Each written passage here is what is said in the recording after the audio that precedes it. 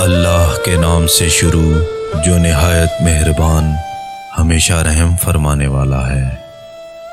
سچے لوگوں کی سچی باتیں سننے کے لیے ہمارے چینل کو سبسکرائب کیجیے۔ جزاک اللہ۔ حضرت عبداللہ بن مبارک المروزی رحمۃ اللہ علیہ کی توبہ کا واقعہ یوں ہے کہ آپ ایک باندی پر عاشق ہو گئے اور ایک رات آپ مستوں اور دیوانوں کی محفل میں سے اٹھ کر ایک ساتھی کو لے کر معشوقہ کی مکان کی دیوار کے نیچے کھڑے ہو گئے۔ وہ معشوقہ چھت پر آ گئی۔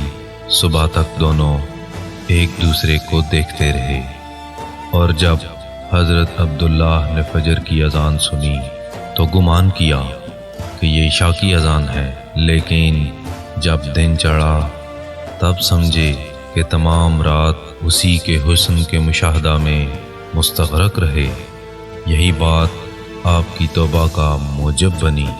آپ دل میں کہنے لگے، اے مبارک کے بیٹے، تجھے شرم آنی چاہیے۔ آج کی پوری رات پاؤں پر کھڑے ہو کر محض اپنے نفس کی خواہش میں گزار دی۔ اگر امام نماز میں صورت کو دراز کر دے تو تو گھبرا جاتا ہے اور پھر مومن ہونے کا دعویٰ بھی کرتا ہے۔